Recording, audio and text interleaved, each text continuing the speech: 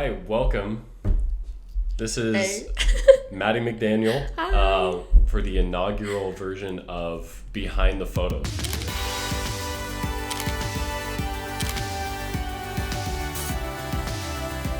So basically, what we're going to do is we have 5 photos each that have somewhat of a significant story behind them, something cool, funny, whatever, and we're just going to talk about the stories behind either how we got those photos or something about them that kind of, just makes the photo what it is. And so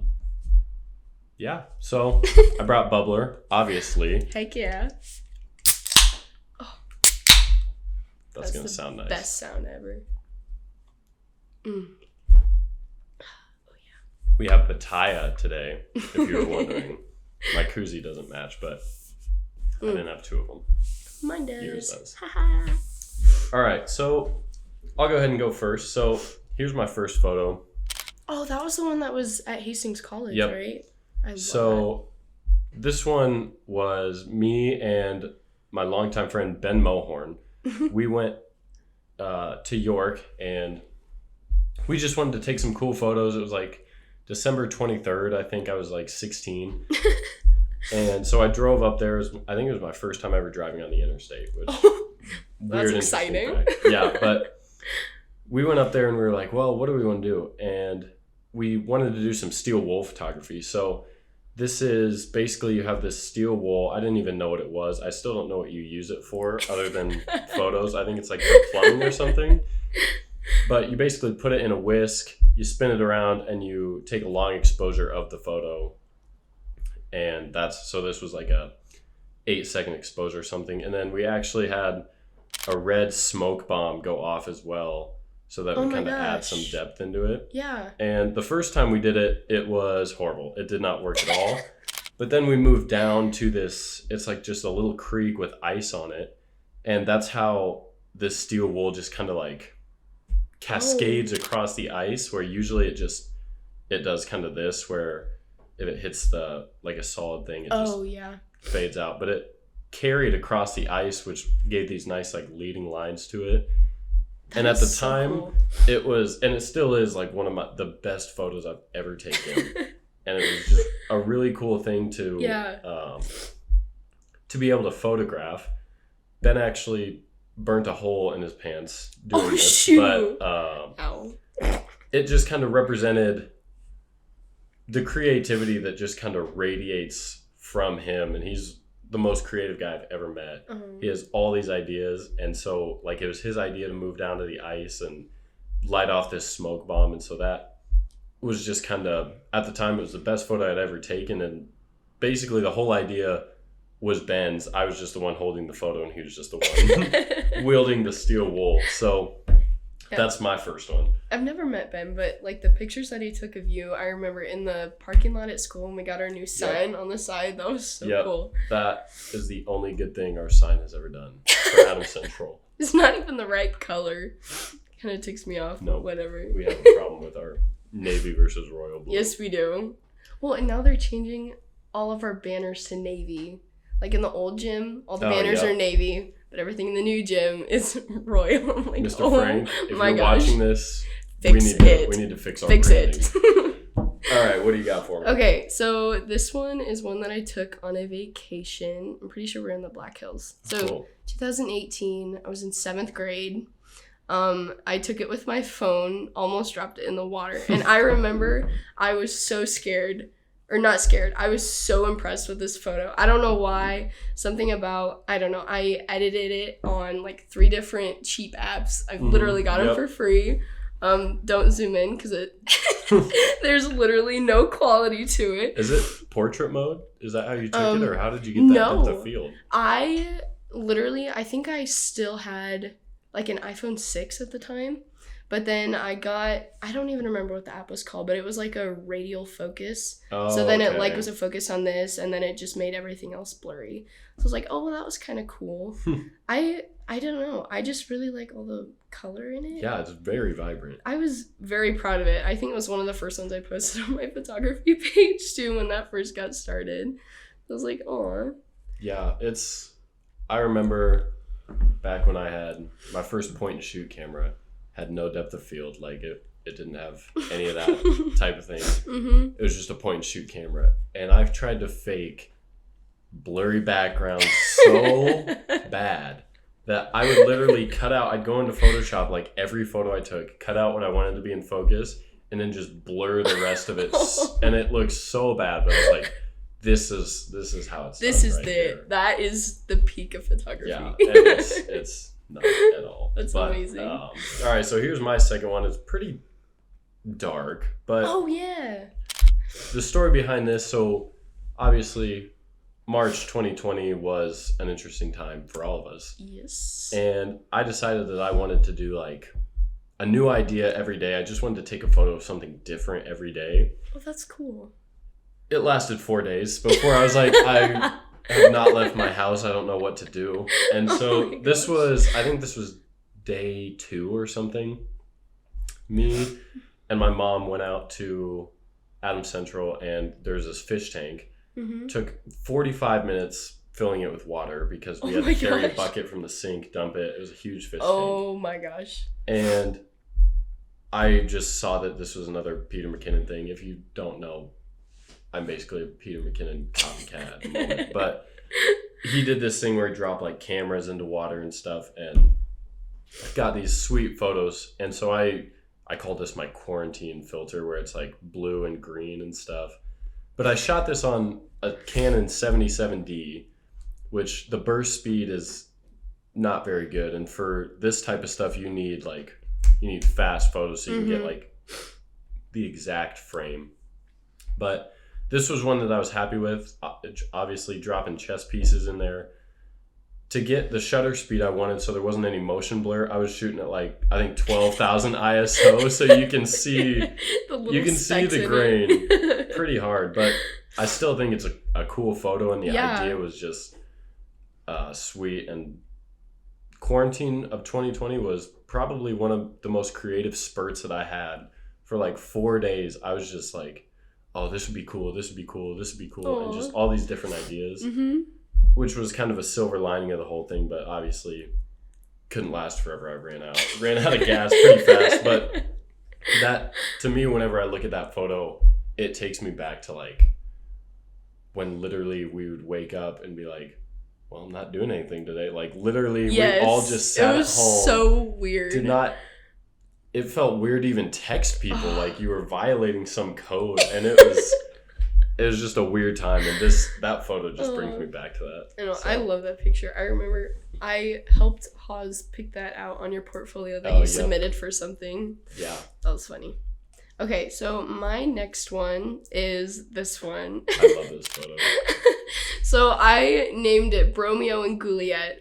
So this photo came from, oh gosh, I know it was a school night in October, and this was 2022, or 2020 as well, not 2022. My friend Parker, he's been like my best friend since kindergarten. He lives like a block away from me. He texted me literally at 9:30 at night. It was like, hey, have you seen the little trend where like people put, bed sheets over themselves and then put sunglasses on? And I was like, yeah, I guess. And he goes, well, Carson's over and I want to do this. So Carson was in our class too, when I used to go to school. But yeah, so I was like, well, what the heck? I was in the middle of doing my homework, didn't give a crap. I was like, I'm leaving. So we went downtown, and I live in Glenvil, so it's like kind of sketchy, but it makes for cool, scary lighting. It's photos, perfect. Yeah. It's perfect.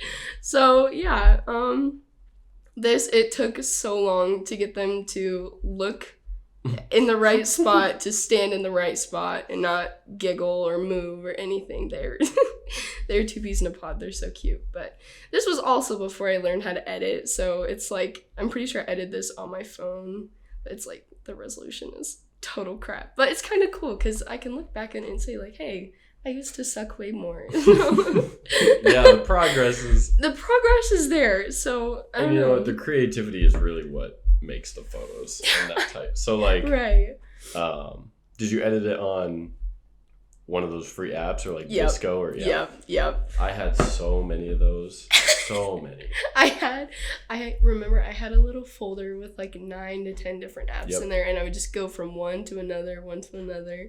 Like one would get me the blurry focus, the other one would get me a cool preset to lay on top of it. It's terrible quality, but it was so much fun. Yeah. I was so cold, but I did not care. Not one bit.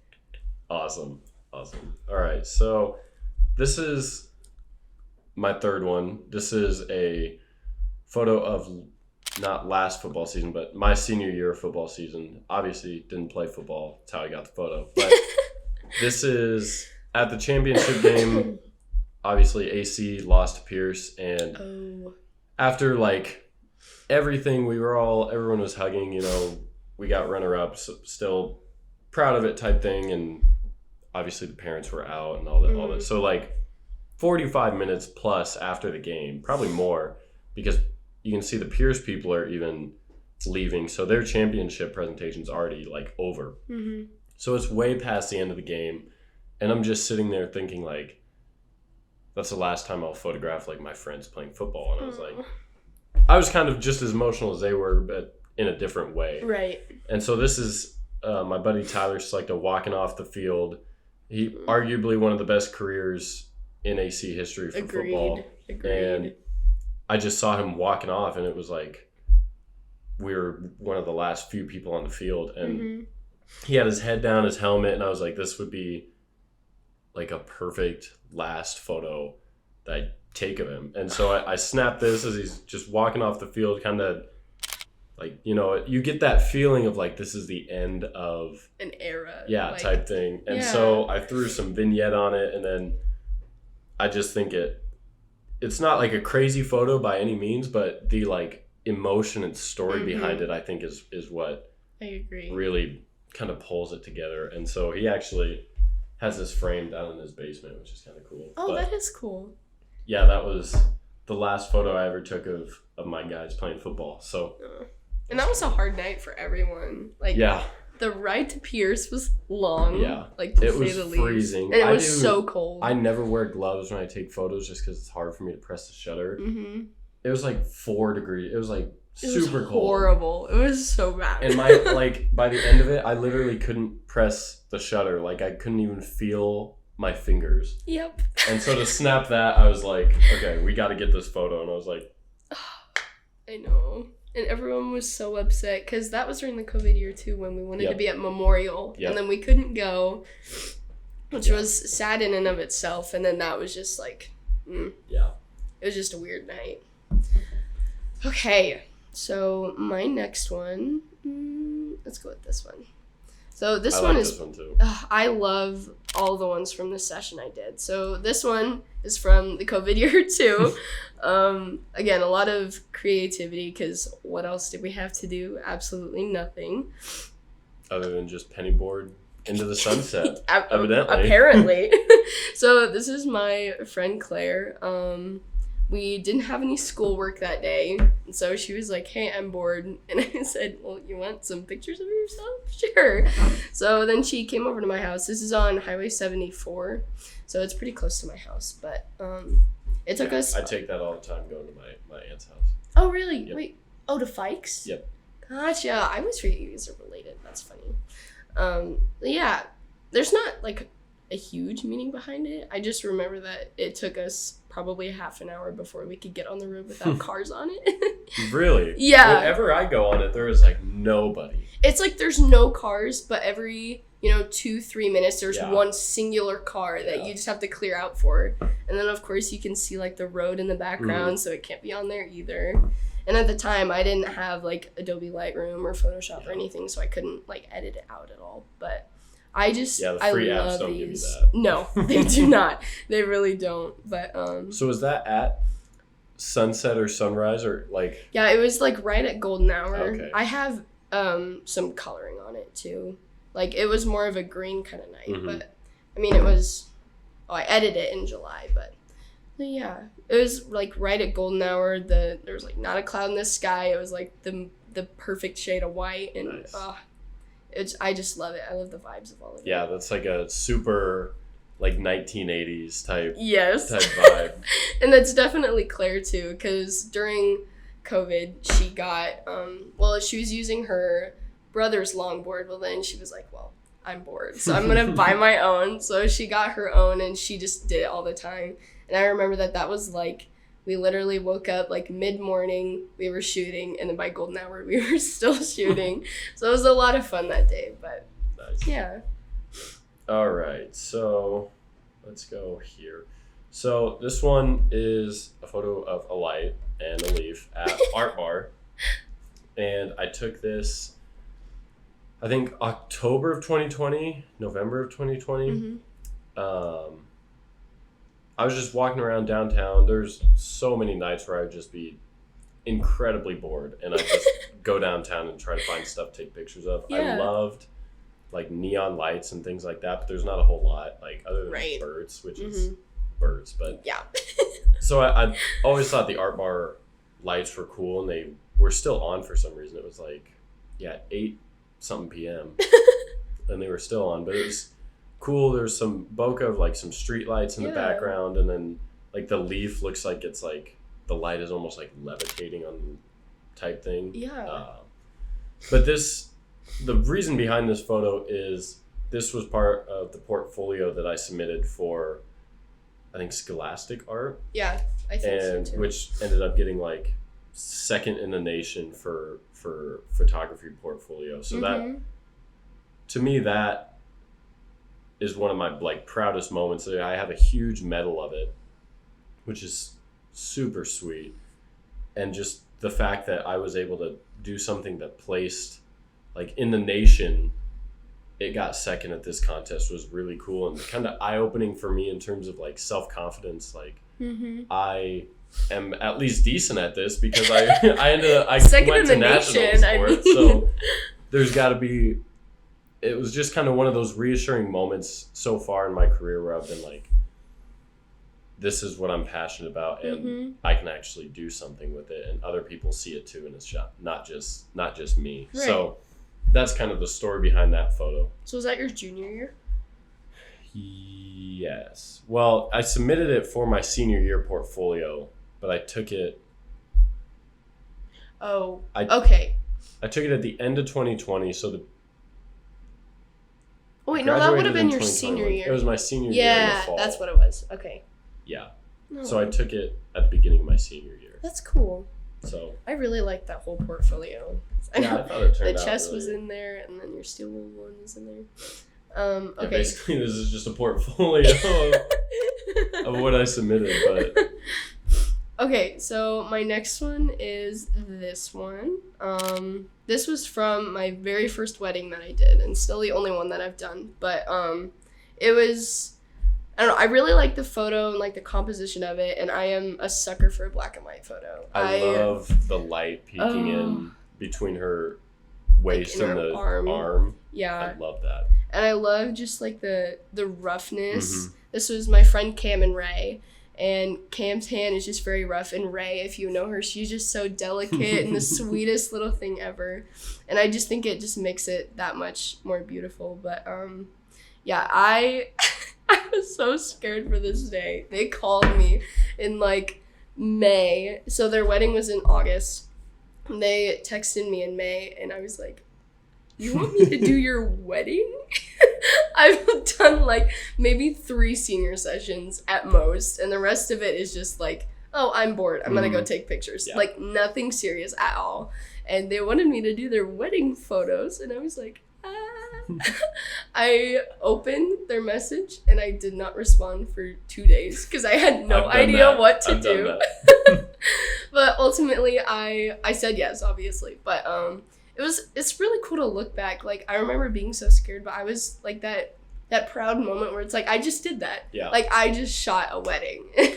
And so that's another thing, like the progress, and like I definitely wasn't like a perfect shooter that day. I can look at some of the pictures and just be like, it was really bad. Like everything about that picture was just bad. But a lot of experience. Yeah, I learned a lot that day. Yeah, so that was cool. I think at some point every photographer, videographer has done weddings. And me personally, Not a fan of weddings.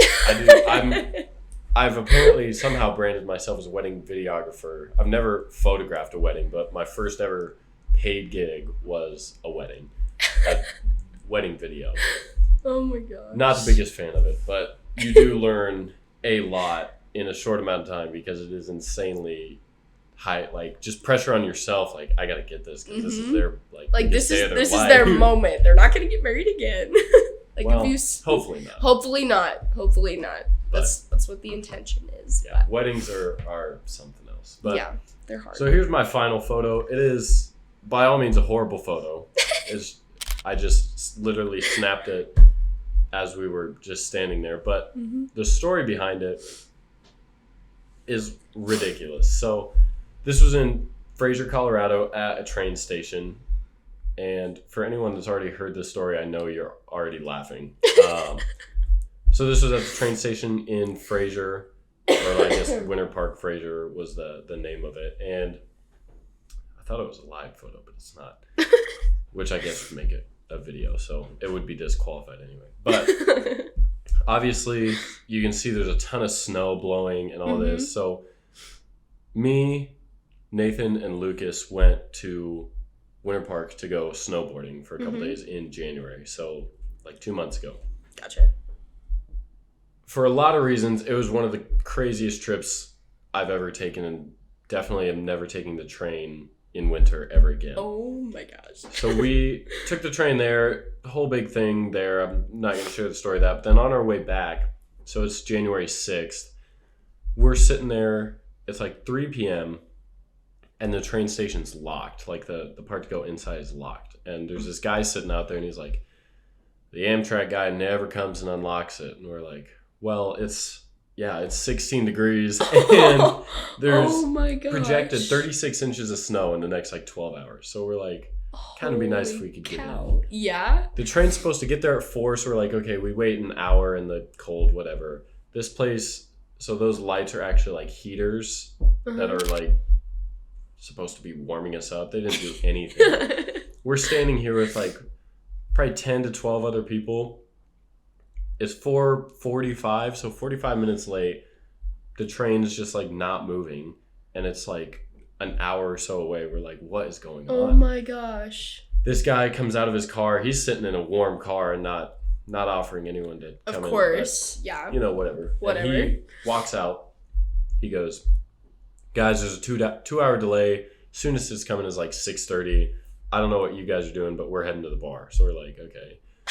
We walk to this gas station, like it's literally like a 2-minute walk away, and we're sitting in there. We're like, hey, can we just like camp out for a couple hours? Our train, like we have nowhere else to go. We already checked out of our hotel. Our hotel was in Winter Park. Fraser's like a 20-minute bus ride there, and we didn't want to take the bus and then have to come all the way back and maybe miss a train. So we just camped out in the gas station.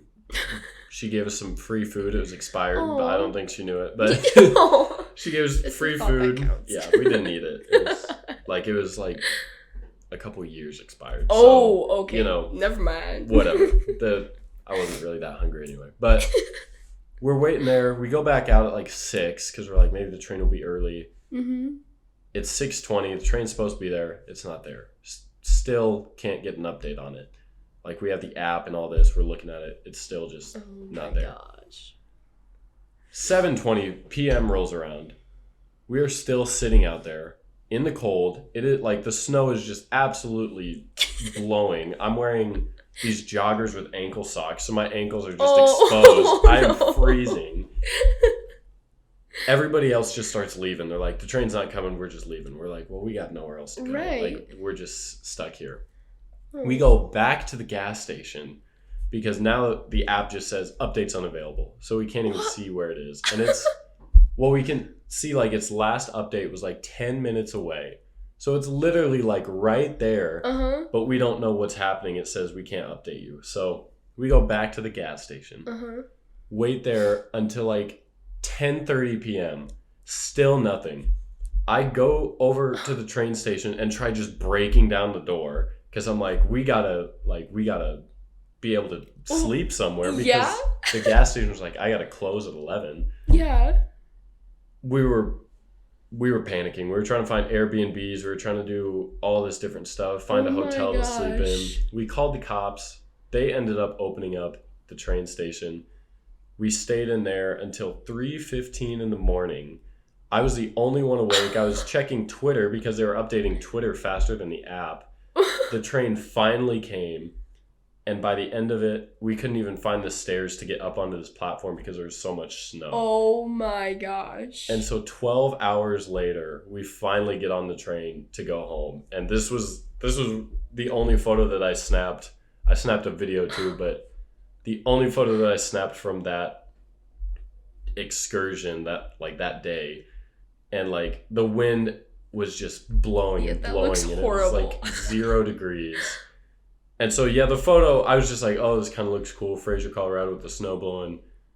But the story behind it is just like absolutely insane. So yeah. that's, oh my gosh. I figured I'd save that one for last. And rightfully so. Holy Yeah, crap. it was wild. That sounds horrible. The trip was not necessarily relaxing. I would assume not. Okay, so my last one is this one of Claire.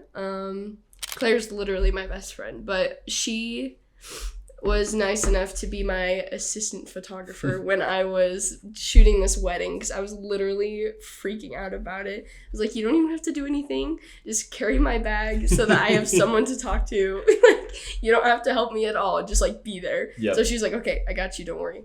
So she was helping. This was like right before. So like my nerves were like, I was like, oh my gosh, it's gonna start soon. Like she's gonna start walking down, and I was like, I don't know what to do. And so it was at this family that goes to our church. They got married at their house, and they have this beautiful yard, and it was on like this nice bridge, and then it had like a little canopy on it, and then Ray would like walk down the bridge, and then it was in this this big clearing. It was so pretty. But we were standing in the bridge getting ready for Ray to walk down, and she was just sitting there. I was like, hey, Claire, look at me. And I went, and so it was just, oh my gosh, it was like a spur of the moment. But yeah, I don't know what I like about it. Maybe I think my favorite thing to shoot is like candid portraits. Like, I don't like stuffy family pictures. I've seen it all. I love people. I love getting to know families when I do their family pictures, but it is so hard to be creative when there's like 20, 30 people like, and you're just like, just stand there and smile. Just stand there. Or like you have a kid who's like not standing still, so you have to say, hey, can you go stand by so-and-so? Or hey, look at me. Yeah, I had a family photo session where this little girl did not smile at all the entire time. And it was super windy and super cold, so it was a wreck. Yeah, family photos is also not one of my favorite things. No, I'll do it, but I'm not gonna like be like, oh, it was the best day ever. Yeah. But so yeah, I just love how it's like carefree. It was like a little bit windy, so like her hair is kind of messy, and I love it, and it just kind of, I don't know, kind of resembles who Claire is. She's such a cutie, my best friend. Awesome. Yeah, so that's episode 1 of Behind the Photo. Yay. Maddie, thanks for coming on. Thank you for having me. Glad to have you. As always, Bubbler. Thanks for the makes Bubbler. Everything better. So, yeah, hopefully this can kind of be like a continued series, have some other guests on, do some cool things. So, yeah Maddie, it was a pleasure. It was a pleasure. And we'll see you guys later. Bye.